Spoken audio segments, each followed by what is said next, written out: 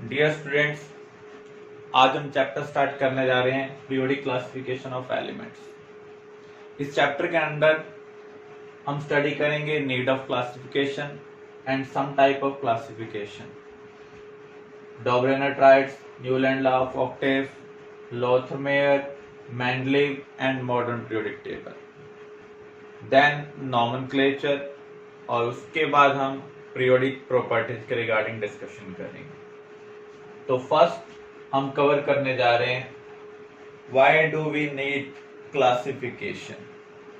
Beginning में जो number of elements थे वो बहुत कम डिस्कवर हुए थे, तो उनकी प्रॉपर्टीज को हम रिमेंबर कर सकते थे, लेकिन विद टाइम जब नंबर ऑफ एलिमेंट्स इंक्रीज होते गए तो सभी एलिमेंट की प्रॉपर्टीज हम याद नहीं कर सकते थे। तो हमें एलिमेंट्स को ग्रुप करने की रिक्वायरमेंट हुई, जिनकी प्रॉपर्टी एक जैसी है उनको हमने एक साथ ग्रुप कर दिया ताकि हम एक एलिमेंट की प्रॉपर्टी याद रखें और अदर एलिमेंट की प्रॉपर्टी रिलेशनशिप के बेस पर रिलेट कर पाए। इसलिए हमें एलिमेंट्स को क्लासिफाई करने की रिक्वायरमेंट हुई। First classification, Dobereiner triads. Dobereiner ने 3 एलिमेंट का सेट बनाया। उसने ये कहा कि जो मिडल एलिमेंट है उसका जो एटॉमिक वेट है वो फर्स्ट और थर्ड का क्या है, मीन है। जैसे क्लोरीन, ब्रोमीन, आयोडीन, इनका जो ट्राइड है उसमें ये मिडल एलिमेंट क्या है, ब्रोमीन। इसका जो एटॉमिक मास होगा इन दोनों के एटॉमिक मास का क्या होगा, मीन होगा। तो यहाँ पर आप देख सकते हैं एटॉमिक मास कितना है, 35.5, 80, 127। तो फर्स्ट और थर्ड का हमने जब मीन निकाला तो अप्रोक्सीमेटली 80 आ रहा है। ऐसे ही लिथियम, सोडियम, पोटेशियम, ये भी एक ट्राइड का सेट बन रहा है। कैल्शियम, स्ट्रोंशियम, बेरियम, यहां पर भी ट्राइड का सेट बन रहा है। डॉबरेनर ट्राइड्स की लिमिटेशंस क्या है? जितने एलिमेंट उस टाइम डिस्कवर हो चुके थे ये सभी एलिमेंट्स को इस तरीके से क्लासिफाई नहीं कर पाया, इसलिए इसको उतनी ज्यादा इंपॉर्टेंस नहीं मिली।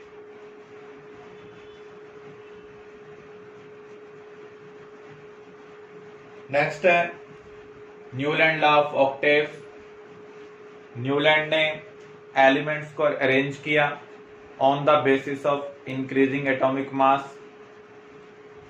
उसने क्या ऑब्जर्व किया, फर्स्ट एंड 8th एलिमेंट जो रेस्पेक्टिव हैं उनका जो प्रॉपर्टीज हैं वो क्या है, सिमिलर है। तो हम ये कह सकते हैं जो प्रॉपर्टीज हैं वो सर्टेन इंटरवल के बाद क्या हो रही हैं, रिपीट हो रही है। जब प्रॉपर्टीज का रिपीटिशन होता है इसे हम क्या बोलते हैं, पीरियोडिक क्लासिफिकेशन।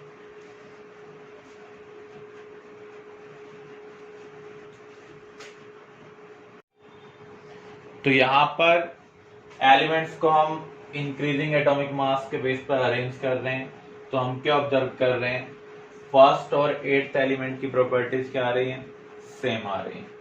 ऐसे हम रेस्पेक्टिव में आगे देखेंगे फर्स्ट और 8th एलिमेंट की प्रॉपर्टीज क्या होंगी, सेम होंगी। यहाँ से आप पिक करें, इसको 1 अज्यूम करें, तो यहाँ पर जो इसके रेस्पेक्टिव पोजीशन पर 8th एलिमेंट आएगा उसकी प्रॉपर्टीज क्या होंगी, सेम होंगी। तो यहाँ पर ये म्यूजिकल नोट के बेस पर काम कर रहा है। जैसे फर्स्ट और 8th नोट क्या होता है, सेम होता है, तो यहाँ पर भी प्रॉपर्टीज हमें क्या मिल रही हैं, सेम मिल रही हैं। इसकी लिमिटेशन क्या है, ये सभी एलिमेंट जो उस टाइम डिस्कवर हो चुके थे उनको अरेंज नहीं कर पाया था, अप टू कैल्शियम तक ये उन एलिमेंट को अरेंज कर पाया था। दूसरा, जैसे नोबल गैस की डिस्कवरी हुई तो उस केस में ये पैटर्न डिस्टर्ब हो गया, तो उस केस में ये रूल वैलिड नहीं रहा कि फर्स्ट और 8th एलिमेंट की जो प्रॉपर्टीज हैं वो क्या है, सिमिलर।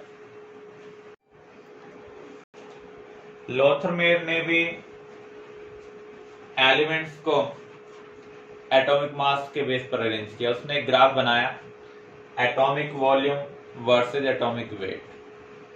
तो जब उसने सभी एलिमेंट्स को अरेंज किया तो उसने क्या ऑब्जर्व किया, जिन एलिमेंट की प्रॉपर्टी सिमिलर है उनको ग्राफ में सिमिलर पोजीशन मिल रही है। जैसे यहां पर अगर आप ध्यान से देखें, जो ग्रुप 1 एलिमेंट है इनकी प्रॉपर्टी सिमिलर है, ये ग्राफ में पीक पोजीशन पर प्रेजेंट है। ऐसे ही असेंडिंग पोजीशन पर क्या प्रेजेंट होते हैं, हैलोजन। डिसेंडिंग पोजीशन पर क्या प्रेजेंट होते हैं, एल्कलाइन अर्थ मेटल। ये अल्कलाइन अर्थ मेटल के लिए, ऐसे ये भी किसके लिए, एल्कलाइन अर्थ मेटल के लिए। तो डिसेंडिंग पोजीशन पर क्या प्रेजेंट है, alkaline earth metal. Ascending position पर हैलोजन। अगर मैं इसको x, y और z रिप्रेजेंट करूं तो मैं क्या कहूंगा, x रिप्रेजेंट कर रहा है हैलोजन को, y रिप्रेजेंट कर रहा है एल्कलाइन अर्थ मेटल को, z रिप्रेजेंट कर रहा है एल्कलाइन मेटल्स को।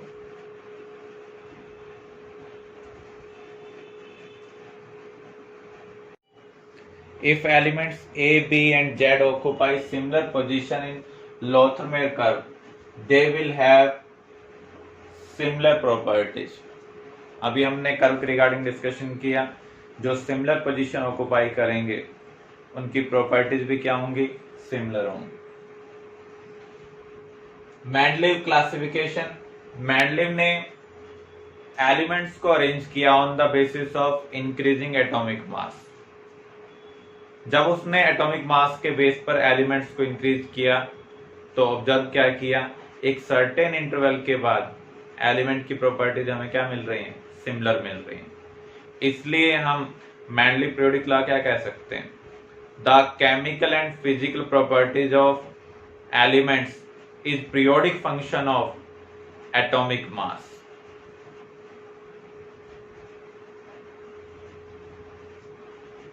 मेंडलीव ने एलिमेंट्स को अरेंज किया on the basis of physical properties and chemical properties. और केमिकल प्रॉपर्टीज किसके रेस्पेक्ट में देखी हैं, ऑक्सीजन, हाइड्रोजन एंड हैलोजन।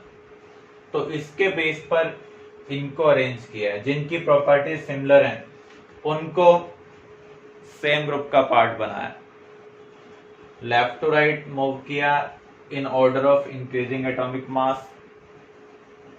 जैसे ही उसने एटॉमिक मास इंक्रीज करते हुए अरेंज किया, उसने देखा कि जो प्रॉपर्टीज हैं इनमें से किसी से मैच कर रही हैं, तो उसने नेक्स्ट हॉरिजॉन्टल कॉलम इंट्रोड्यूस कर दिया। तो यहाँ पर लिथियम और पोटेशियम की प्रॉपर्टीज क्या है, सिमिलर है। तो एक जैसी वाले प्रॉपर्टीज के एलिमेंट एक वर्टिकल कॉलम के अंदर प्रेजेंट है। इन वर्टिकल कॉलम्स को हम क्या बोलते हैं, ग्रुप बोलते हैं। और हॉरिजॉन्टल कॉलम को हम क्या बोलते हैं, पीरियड। तो यहां पर 8 वर्टिकल कॉलम है, 8 ग्रुप्स हैं और 7 पीरियड्स हैं। फर्स्ट टू 7 ग्रुप, इनको सब ग्रुप में डिवाइड किया गया है। हर ग्रुप के अंदर कितने सब ग्रुप हैं, 2 सब ग्रुप हैं, सब ग्रुप ए, सब ग्रुप बी। लेकिन जो 8th ग्रुप है उसमें 3 एलिमेंट प्रेजेंट है, जबकि यहां पर आप देख सकते हैं एक बॉक्स के अंदर 2 एलिमेंट प्रेजेंट है। तो यहां पर इसको 3 पार्ट में डिवाइड किया गया है। मेंडलीव ने जब टेबल दी थी उस टाइम 63 एलिमेंट्स डिस्कवर हो चुके थे। अभी हम ये डिस्कशन कर ही चुके हैं, 8 वर्टिकल कॉलम है जिनको हम क्या बोल रहे हैं, ग्रुप्स। 7 ग्रुप्स को हमने डिवाइड किया, सब ग्रुप ए, सब ग्रुप बी। 8 ग्रुप के अंदर 9 एलिमेंट्स हैं, इसका मीनिंग उसको हमने 3 के ग्रुप में डिवाइड किया हुआ है। कितने हॉरिजॉन्टल रोज हैं, 7। तो यहाँ पर पीरियड्स कितने हैं, 7 हैं। जब हमने एलिमेंट्स को अरेंज किया तो हमें बेनिफिट क्या मिला। First benefit, systematic study of elements. किसी भी ग्रुप के अंदर जो एलिमेंट्स प्रेजेंट है उनकी प्रॉपर्टीज क्या है, सिमिलर है। अगर हम एक एलिमेंट की प्रॉपर्टी याद कर लेते हैं तो हमें सभी एलिमेंट की प्रॉपर्टीज के बारे में पता होगा उस ग्रुप के अंदर जो प्रेजेंट है, तो जिससे हम सिस्टमैटिकली एलिमेंट्स को क्या कर सकते हैं, स्टडी कर सकते हैं। जब उसने एलिमेंट्स को इंक्रीजिंग एटॉमिक मास के बेस पर अरेंज किया तो वहां पर उसको कुछ गैप छोड़ने पड़े, क्योंकि जो एलिमेंट्स की प्रॉपर्टी है वो ऊपर वाले एलिमेंट से मैच नहीं कर रही थी। तो उस गैप के लिए उसने कहा कि फ्यूचर में कुछ एलिमेंट डिस्कवर होंगे जिनकी प्रॉपर्टीज इनसे मैच करेंगी। ऐसे ही एल्यूमिनियम के नीचे उसको गैप छोड़ना पड़ा, तो उसने कहा कि फ्यूचर में एक ऐसा एलिमेंट डिस्कवर होगा जिसकी प्रॉपर्टीज एल्यूमिनियम जैसी होगी। उसने न्यू एलिमेंट का नाम क्या दिया? ईका एल्यूमिनियम। ईका का मीनिंग क्या होता है? Similar.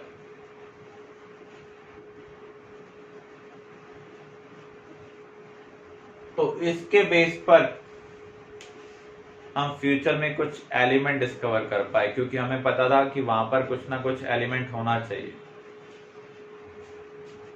Correction of atomic mass. पहले जो केमिकल प्रॉपर्टीज के बेस पर कुछ इनकरेक्ट कैलकुलेशन की गई थी atomic mass relevant beryllium, gold, platinum के लिए, उसने हाइड्रोजन, ऑक्सीजन और हैलोजन के रिएक्शन के बेस पर वैलेंसी को डिटरमाइन किया। इस एलिमेंट की वैलेंसी ये, और इक्विवेलेंट मास को वैलेंसी से मल्टीप्लाई कर ऑब्टेन किया एटॉमिक मास। पहले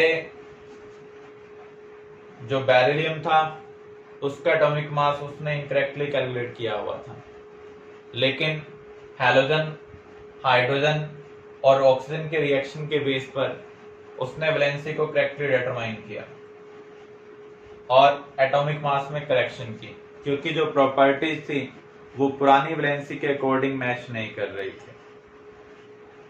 तो उसने इसके हिसाब से एटॉमिक मास में भी करेक्शन की।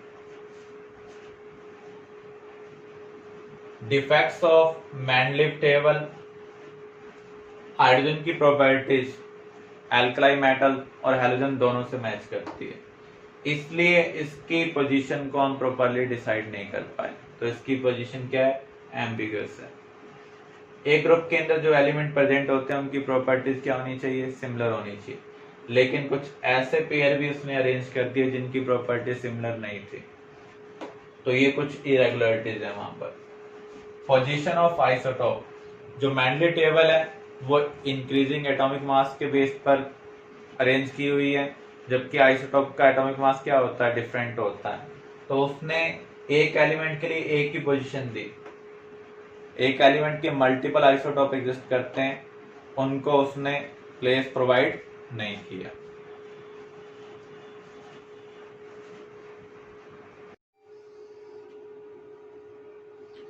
Mendeleev gave more importance to dash while arranging the elements in long form of periodic table. Mendeleev ने जो एलिमेंट्स अरेंज किए थे वो किसके बेस पर अरेंज किए थे? एटॉमिक मास के बेस पर अरेंज किए थे। तो यहां पर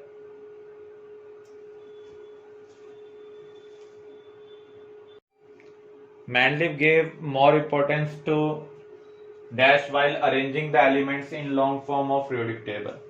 जो मैंडली टेबल है वो किसके ऊपर बेस्ड है? एटॉमिक मास के ऊपर बेस्ड है। एका एल्यूमिनियम को हम क्या बोलते हैं? गैलियम। एका बोरॉन स्कैंडियम। एका silicon germanium.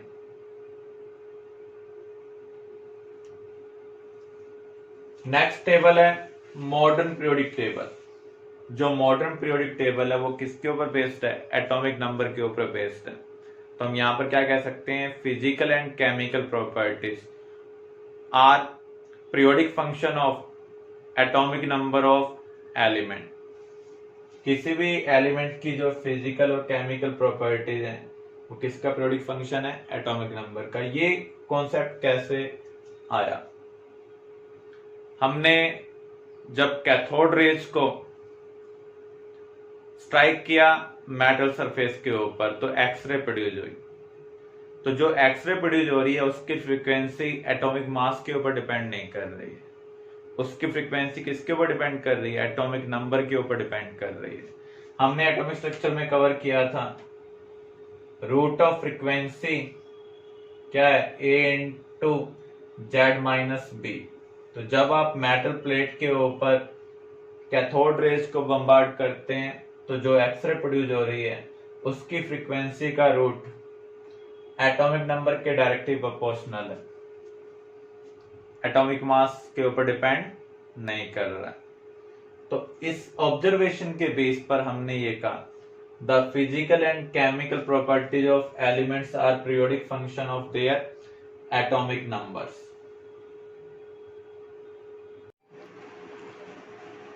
In this classification जो हम एलिमेंट्स अरेंज कर रहे हैं वो इलेक्ट्रॉन कॉन्फ़िगरेशन के बेस पर अरेंज कर रहे हैं।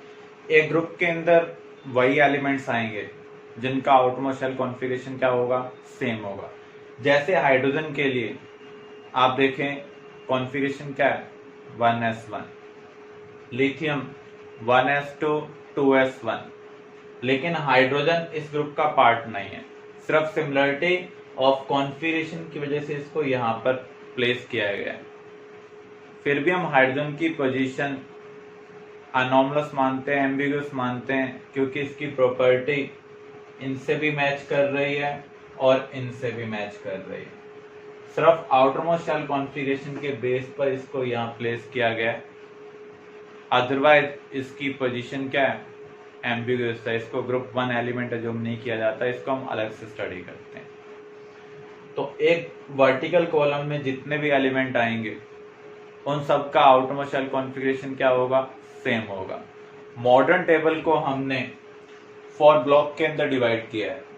जब आप कॉन्फ़िगरेशन राइट करते हैं लास्ट इलेक्ट्रॉन कौन से सब शेल के अंदर आ रहा है, अगर एस सब शेल के अंदर आ रहा है तो उसे हम कहेंगे S block element, P sub shell में आ रहा है तो P block element, D sub shell में आ रहा है तो D block element, F sub shell में आएगा तो F block element.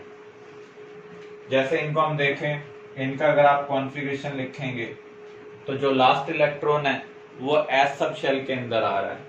Magnesium atomic number 12, 1s2 2s2 2p6 3s2। तो इसका जो लास्ट इलेक्ट्रॉन है वो एस सब शेल के अंदर आ रहा है, इसलिए हम इसे एस ब्लॉक एलिमेंट कह सकते हैं। तो ये सभी एलिमेंट एस ब्लॉक एलिमेंट है। अगर आप इनका कॉन्फ़िगरेशन लिखेंगे तो इनका जो लास्ट इलेक्ट्रॉन है वो पी सब शेल में आ रहा है, इसलिए ये कौन से एलिमेंट है, पी ब्लॉक एलिमेंट। यहाँ पर जितने भी एलिमेंट्स प्रेजेंट हैं इनका जो लास्ट इलेक्ट्रॉन है वो कहां पर आ रहा है, डी सब शेल के अंदर आ रहा है, इसलिए इनको हम क्या बोलते हैं, डी ब्लॉक एलिमेंट्स। इसे हम कहेंगे ग्रुप 1, दिस इज ग्रुप 2। कैसे हम ग्रुप नंबर, पीरियड नंबर निकाल सकते हैं और ब्लॉक निकाल सकते हैं, आपको ध्यान रखना है।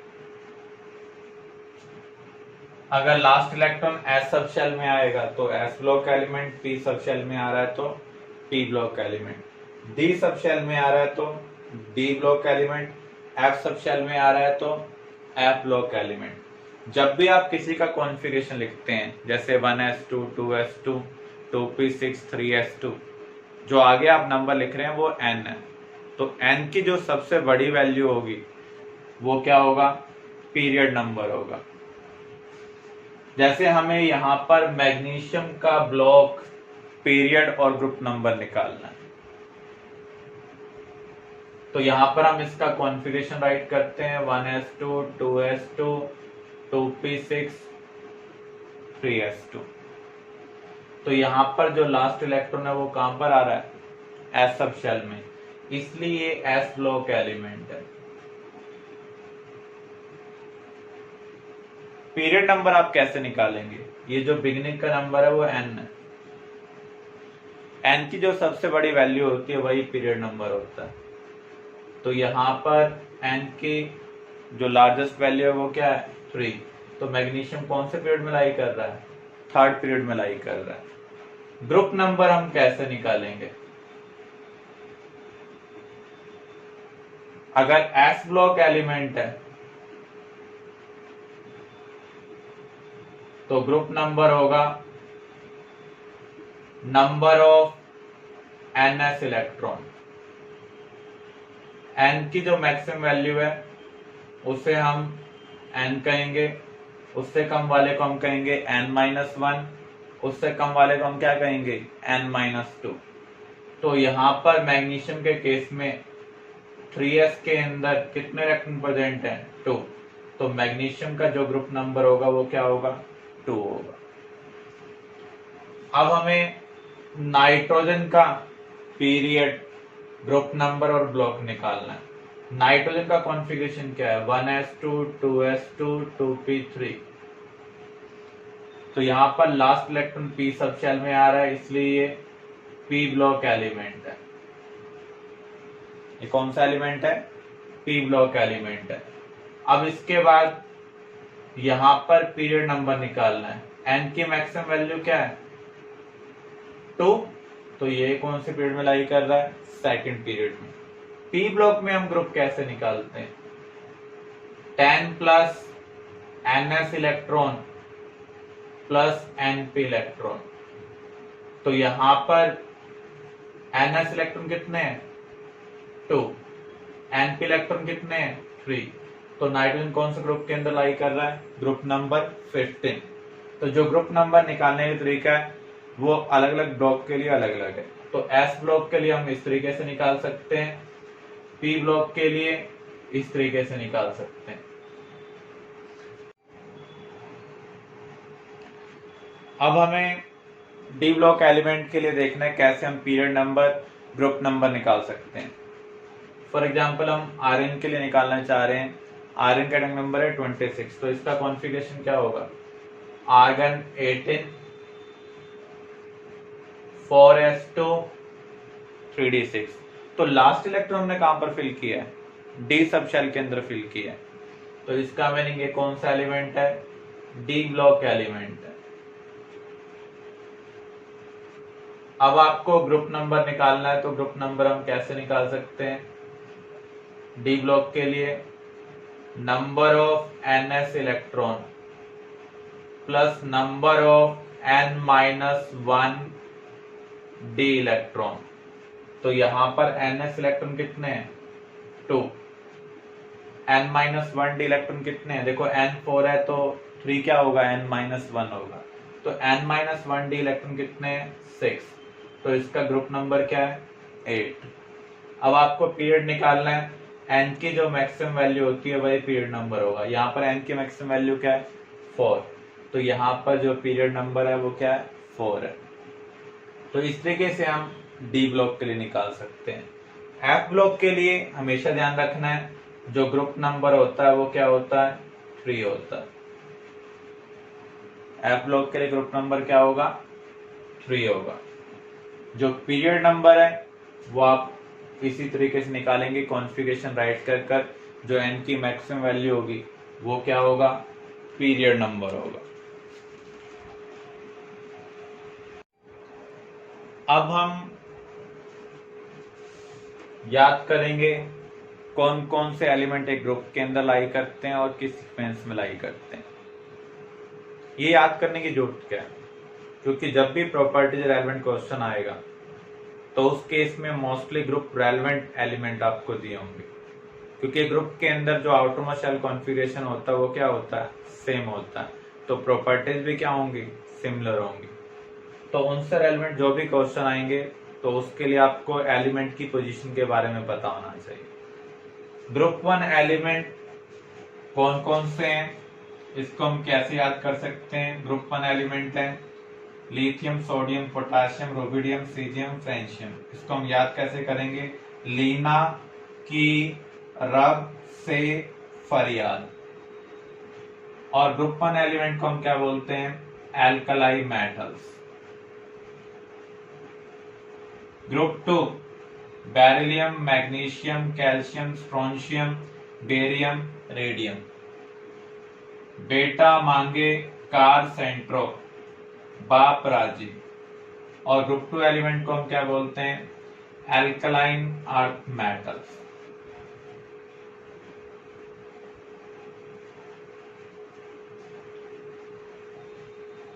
अब हम पी ब्लॉक को देखते हैं कैसे याद करेंगे। बैंगन, आलू, गोभी इन थैला। ग्रुप 13 को हम कैसे याद करेंगे बैंगन आलू गोभी इन थैला। ग्रुप 14 कहे शिव जी सुने पार्वती। ग्रुप 15 नाना पाटेकर ऐश्वर्या सब बिंदास। ग्रुप 16 ओम सर से टेलीफोन नंबर पूछो या फिर उस से टिपो। टिपो का मीनिंग कॉपी करो। ग्रुप 17 फिर कल बाहर आई आयशा टाकिया। ग्रुप 18 हीना ने अर्जुन का एक्सरे रखा। हीना ने अर्जुन का एक्सरे रखा क्योंकि फोटो नहीं मिला। तो ऐसे हम पी ब्लॉक एलिमेंट्स को याद कर सकते हैं। डी ब्लॉक में ये सीक्वेंस आपको इस तरीके से याद रखनी है। एटॉमिक नंबर 21 से लेकर एटॉमिक नंबर 30 तक। Sony TV colour model flash camera Nikon का जोर। Sony TV colour model flash camera Nikon का जोर। ऐसे भी हमें याद रखने हैं। सब यहां लाओ आज। ग्रुप 3 तीनों जरा हाफा। ग्रुप 3 से ग्रुप 12 में सिर्फ ग्रुप 3 के अंदर ये 4 एलिमेंट याद रखने हैं, बाकी सभी में 3-3 का सेट याद रखना है आपको। तो ग्रुप 4 में क्या होगा? तीनों जरा हाफा। ग्रुप 5 वो नवाब था। ग्रुप 6 करे मौज वो। ग्रुप 7 मन तो रे। Group 8 ferrous. Fe+2 को हम क्या बोलते हैं? फेरस। ग्रुप 9 कौन रहेगा इधर। ग्रुप 10 नहीं पढ़ोगे पीटोगे। ग्रुप 11 कौन आज आया।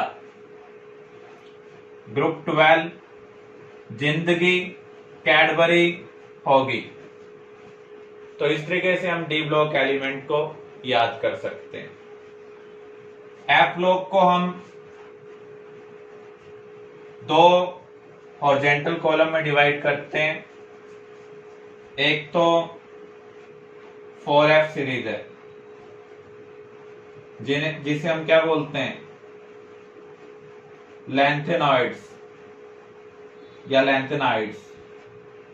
एक है 5F सीरीज जिसे हम क्या बोलते हैं? एक्टिनाइड्स या फिर एक्टेनॉइड्स। तो लेंथेनाइड्स को आप कैसे याद कर सकते हैं?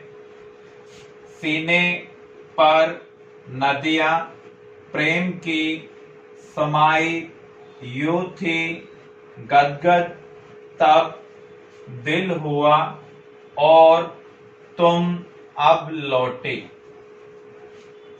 सीने पर नदियां प्रेम की समाई यूं थी गदगद तब दिल हुआ और तुम अब लौटी। एक्टिनाइड्स थाई पहलवान उनसे निपटेंगे। पुराने आम कम बिकेंगे। कुछ ऐसे फरमाओ मैडम नाश्ता लाओ। इस तरीके से आप कंप्लीट टेबल को याद कर सकते हैं।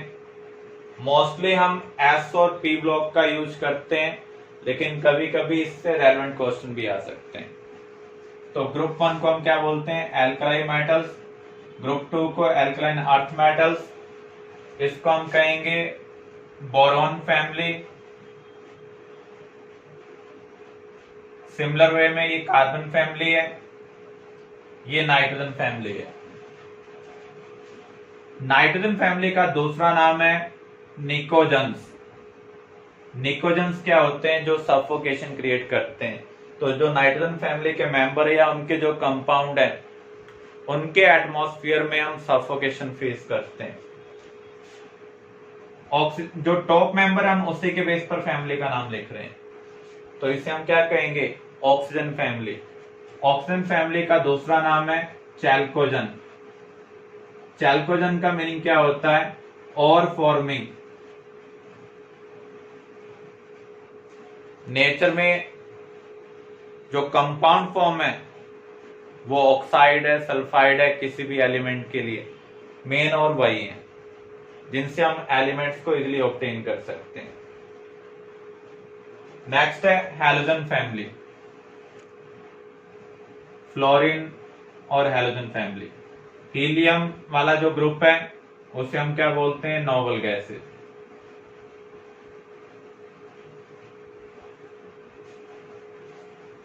तो यहां पर एस और पी ब्लॉक एलिमेंट्स को हम बोलते हैं representative elements. S and P block elements को हम क्या बोलते हैं? Representative elements. क्योंकि ये किसको रिप्रेजेंट करते हैं? Metal and non metal. D block को हम बोलते हैं ट्रांजिशन एलिमेंट्स। ट्रांजिशन एलिमेंट्स क्यों बोला जाता है? क्योंकि मेटल से नॉन मेटल का जो बिहेवियरल चेंज है वो किसके थ्रू हो रहा है? डी ब्लॉक एलिमेंट्स के थ्रू हो रहा है, इसलिए इनको क्या बोला जाएगा? Transition elements. एफ ब्लॉक को इनर ट्रांजिशन एलिमेंट बोला जाता है।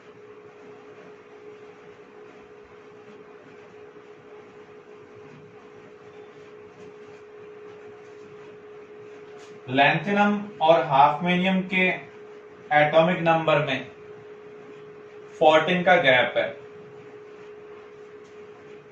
तो यहां पर ये जो गैप है इसके एलिमेंट के जो लास्ट इलेक्ट्रॉन है वो कहां पर फिल किए जा रहे हैं? एफ सब शेल में फिल किए जा रहे हैं, क्योंकि ये ट्रांजिशन के अंदर आ रहा है। किसके अंदर आ रहा है? ट्रांजिशन के अंदर आ रहा है, इसलिए इनको क्या बोला जाएगा? Inner transition element. Similar way में एक्टिनियम और इससे आगे जो एलिमेंट आ रहा है वहां पर भी 14 का गैप आ रहा है, तो इस गैप वाले जो एलिमेंट है उनके जो लास्ट इलेक्ट्रॉन है वो एफ सब शेल के अंदर फिल किए जा रहे हैं। अब आप देख सकते हैं ग्रुप थर्ड में ये एलिमेंट मिस होना स्टार्ट हुए, इसलिए इन सभी का ग्रुप कौन सा है? थर्ड है। अब यहां पर ए और बी जो रिप्रेजेंट किया हुआ है ये मैनली वाले सब ग्रुप हैं। जो एस और पी है उनके साथ सब ग्रुप ए आएगा। ग्रुप 1 1 है, ग्रुप 2 2 है, ग्रुप 13 3 है, 4 है, 5 है, 6 है, 7 है। ग्रुप 8 इनको हम क्या कहेंगे? Zero group. अब देखिए जो डी ब्लॉक एलिमेंट है वो सब ग्रुप बी का पार्ट है। ग्रुप थर्ड वाला third B, fourth B, fifth B, sixth B, seventh B. आपने मेंडली में पढ़ा था ग्रुप 8 के अंदर टोटल 9 एलिमेंट आते हैं, तो यहां पर जो ग्रुप 8, ग्रुप 9, ग्रुप 10 वाले एलिमेंट हैं ये मेनली ग्रुप 8 का पार्ट है। कॉपर वाला ग्रुप 1b है और जिंक वाला ग्रुप 2b है। तो इस तरीके से आप इसको मेंडली टेबल से भी रिलेट कर सकते हैं, क्योंकि एग्जाम में हो सकता है आपसे पूछ लिया जाए क्रोमियम का ग्रुप और मेंडली वाला ग्रुप नंबर दिया हो, तो इस तरीके से आप उसको रिलेट कर सकते हैं। क्लियर? अब इन ग्रुप का जनरल इलेक्ट्रॉन कॉन्फ़िगरेशन क्या होगा, या फिर कंप्लीट ब्लॉक का जनरल कॉन्फ़िगरेशन क्या होगा? अगर हम इस ग्रुप का देखें, आउटर शेल के अंदर यहाँ पर होगा 2s1, यहाँ 3s1, तो इसका जनरल कॉन्फ़िगरेशन है ns1। इसका जनरल कॉन्फ़िगरेशन क्या है? ns2। अगर हम s ब्लॉक की बात करें तो जनरल कॉन्फ़िगरेशन क्या होगा? एस सब शेल के अंदर 1 से 2 इलेक्ट्रॉन आ सकते हैं। तो ये जनरल कॉन्फ़िगरेशन है एस ब्लॉक एलिमेंट का। पी का क्या होगा? NS2 NP126। देखो यहाँ पर NP1 होगा, या NP2 या NP3 या NP4 या NP5 और या NP6। तो P ब्लॉक का जनरल कॉन्फ़िगरेशन क्या है? NS2 NP126। डी ब्लॉक का जनरल कॉन्फ़िगरेशन क्या होगा? N-1 D 1 to 10 NS 0 to 2। जैसे आप क्रोमियम और कॉपर वाला केस देखें, वहां पर क्या आ रहा था? 4s1। ऐसे पैलेडियम वाले केस में एस क्या है? 0। तो इस तरीके से हम जनरल कॉन्फ़िगरेशन को रिलेट कर सकते हैं। इसका ये भी हो सकता है N-1 D 1 to 10 NS 1 to 2, क्योंकि पैलेडियम वाला केस तो एक एक्सेप्शन टाइप का केस। एफ ब्लॉक के लिए क्या होगा?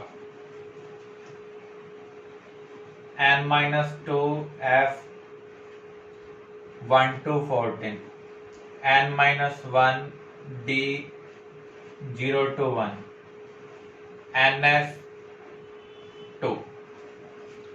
लेकिन थोरियम के पास कोई एफ इलेक्ट्रॉन नहीं, तो यहां पर ये जनरल कॉन्फ़िगरेशंस हैं। मोस्ट ऑफ एलिमेंट्स इनको फॉलो कर रहे हैं।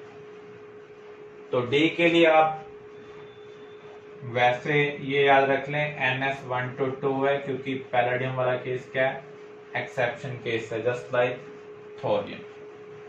क्लियर?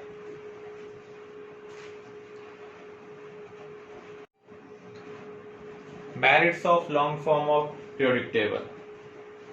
ये फंडामेंटल प्रॉपर्टीज के ऊपर बेस्ड है जो रेगुलर वे में वेरी कर रही है, क्योंकि एटॉमिक नंबर बाय 1 चेंज होता है और एटॉमिक मास अदर देन 1 या कुछ भी वेरिएशन शो कर सकता है। तो ये प्रॉपर फंडामेंटल प्रॉपर्टी है जहां पर हम रेगुलर वेरिएशन ऑब्जर्व करते हैं, उसके ऊपर बेस्ड है। किसी भी एलिमेंट की पोजीशन किससे रेलेवेंट होती है? इलेक्ट्रॉन कॉन्फ़िगरेशन से। तो यहाँ पर जितने भी एलिमेंट्स हैं ग्रुप के अंदर, उनका आउटमोस्ट शेल कॉन्फ़िगरेशन क्या है? सेम है, इसलिए उनकी जो प्रॉपर्टीज है वो क्या है? सिमिलर है।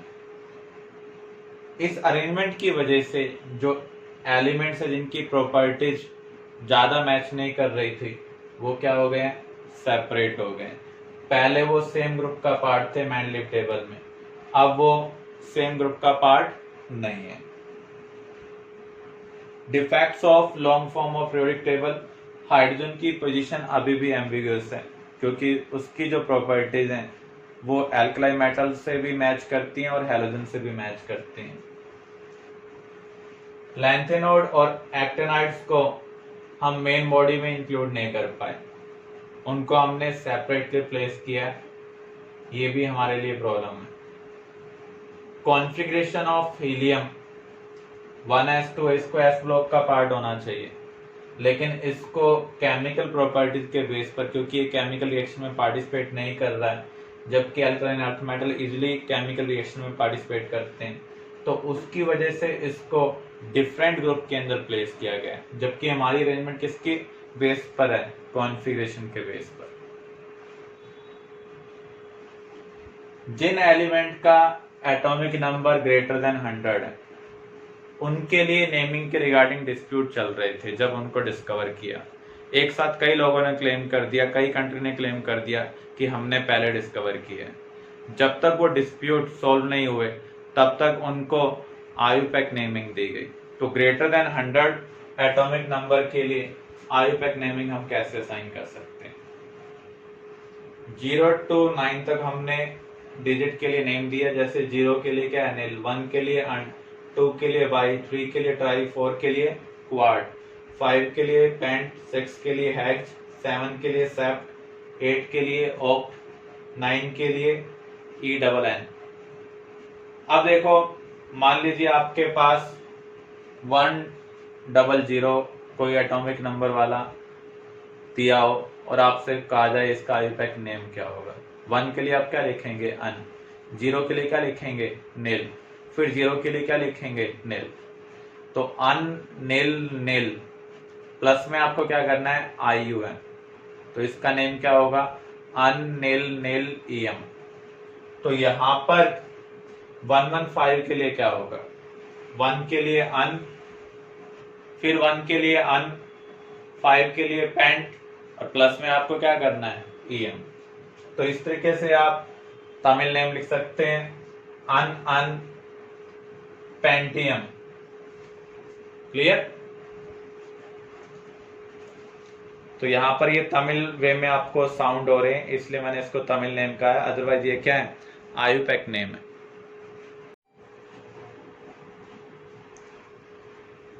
First question, X, Y and Z are the elements of Doberener triads. If the atomic mass of element X is 32, Z का क्या दिया हुआ 128, हमें Y का मास निकालना है। डोबरेनर के अकॉर्डिंग किसी भी ट्राइड के अंदर जो बीच वाला एलिमेंट होता है उसका एटॉमिक मास फर्स्ट और थर्ड का क्या होगा, मीन होगा। तो हमें फर्स्ट और थर्ड का मीन निकालना है, वो कितना आ रहा है, 80, इसलिए हमारा आंसर क्या होगा, बी।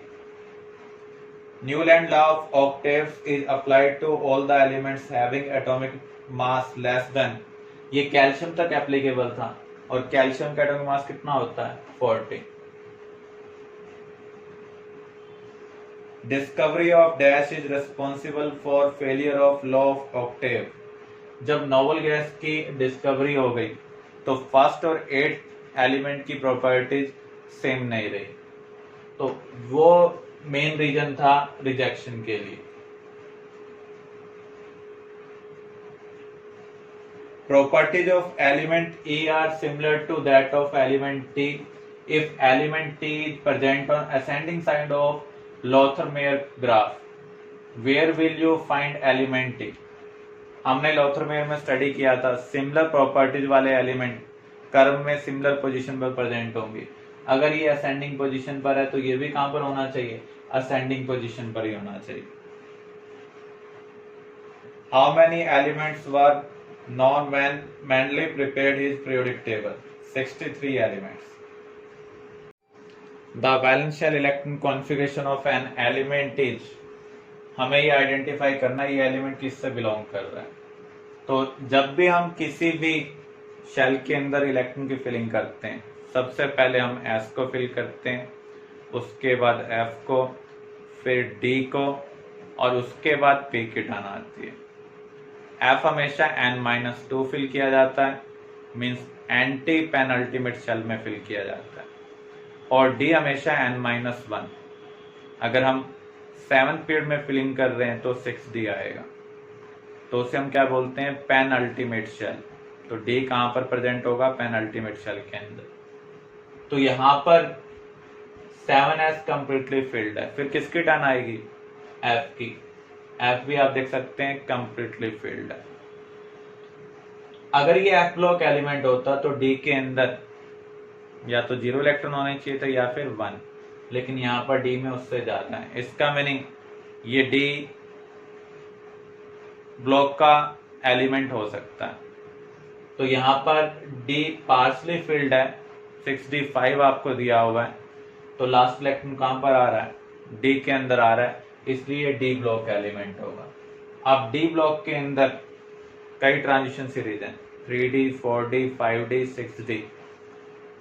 किस D को हमने फिल किया हुआ है, 6D को फिल किया हुआ है, इसलिए कौन सा है, 6D ट्रांजिशन सीरीज है। Which of the following groups have chemical properties that are most similar?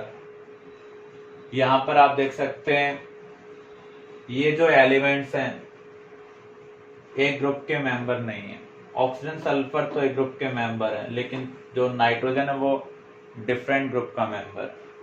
यहाँ पर भी हम देखें तो ये डिफरेंट ग्रुप के एलिमेंट्स हैं, यहाँ पर भी अगर हम देखें ये डिफरेंट ग्रुप के एलिमेंट्स हैं, लेकिन सोडियम, पोटाशियम, रुबिडियम ये सब सेम ग्रुप के मेंबर हैं, और एक ग्रुप के मेंबर की प्रॉपर्टीज क्या होती हैं, मोस्ट सिमिलर होती हैं।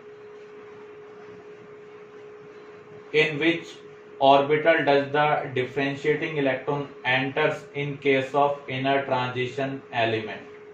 तो यहाँ पर हम इनर ट्रांजिशन को कैसे आइडेंटिफाई करेंगे, जब हम F सब शेल को फिल करेंगे। तो N-2F में जब आप इलेक्ट्रॉन फिल करेंगे तो उस केस में वो एलिमेंट किससे बिलोंग करेगा, इनर ट्रांजिशन से बिलोंग